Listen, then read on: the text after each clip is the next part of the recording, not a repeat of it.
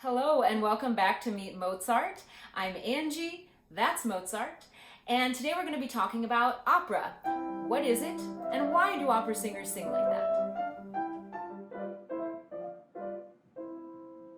What is opera?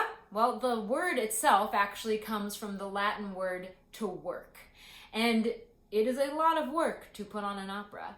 However, I think the terminology came because it was the first large-scale performance work. And it was that way because it incorporated pretty much every aspect of performance art that existed at the time. So theatrically, you had the storyline, the drama, the costumes, the sets. Musically, you had the orchestra, you had the singers, both soloists and chorus, and there are actually a lot of operas that also integrate ballet as well, so you have the dance aspect. But what makes opera unique within the performance world is that it is entirely sung. There's no spoken dialogue in the whole piece. The first thing that I think really catches people when they first start listening to opera is the volume, the dynamic, how loud the singer is singing. And to find out why that is, we sort of have to do a little tour of history. So the first opera was premiered in 1598. So we had a few centuries to go before the microphone was invented. So there had to be a certain amount of volume in order for the voice to carry over an orchestra. Now, early operas were pretty lightly orchestrated, or even if there was a larger orchestration called for, it was rare that all of those instruments would be used at the same time the singer was singing. So what changed? It was actually the instruments. The instruments got more resonant, they became much more accurate, and so composers felt more comfortable using more instruments at a given time. And so an opera singer had to become a little bit louder in order to carry over that orchestra. And this sort of evolution with the orchestra really hit its peak with a guy named Wagner. Wagner doubled the size of the orchestra. And not only did he double it, he actually commissioned the creation of his own instruments. There literally were not enough instruments in existence to satisfy Wagner. He had to create his own. So now the orchestra grew, so the singer had to become louder. And just a side note about Wagner, if your image of an opera singer is a woman with a helmet with horns on it, that's because of Wagner. He created an operatic cycle called the Ring Cycle that revolved around Norse mythology. So that's where that Viking idea in opera comes from. And to give Wagner a little bit of credit, when he doubled the size of the orchestra, he actually intended for his works to be performed in a specific theater that he himself built. That theater is called Bayreuth. It's still in existence. They do Wagner festivals every year. And it's a smaller theater. And so it was more acoustically appropriate for a singer to be able to sing over that large orchestration in the smaller space. He also completely covered the orchestra pit with the stage because he didn't want any distractions during the show. And so that also changed what the singer had to sing over. But his works were very popular.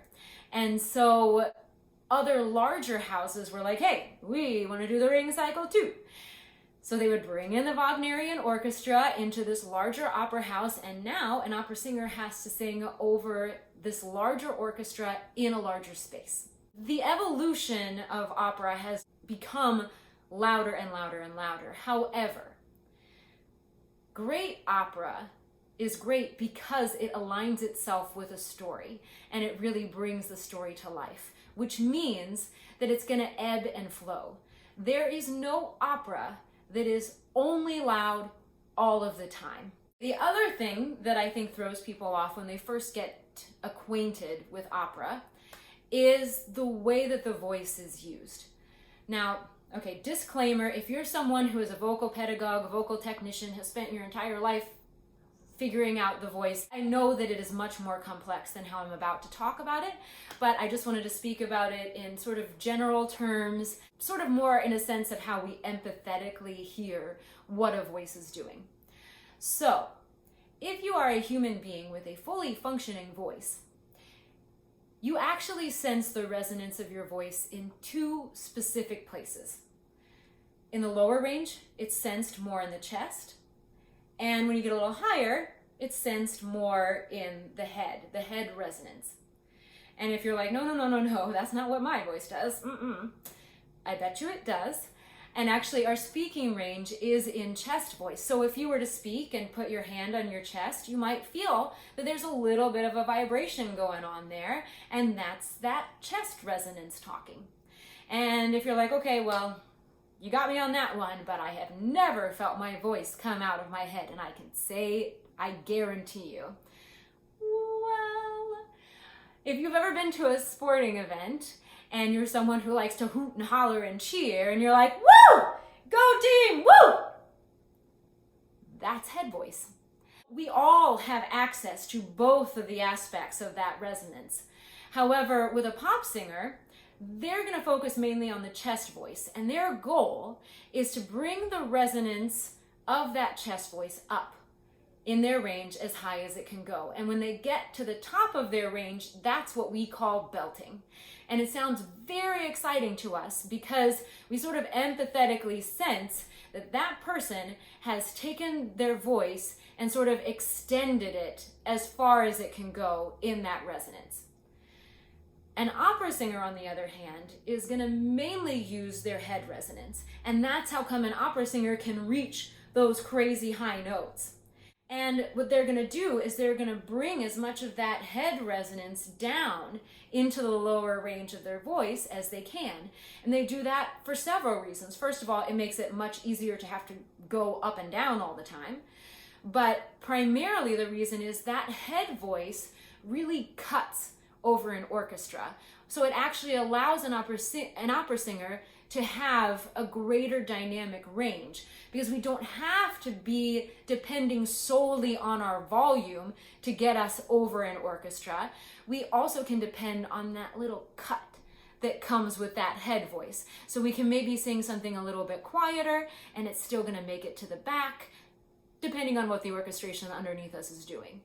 So that's why an opera singer sounds the way that they do. But the cool thing about it is that we all have access to that head voice.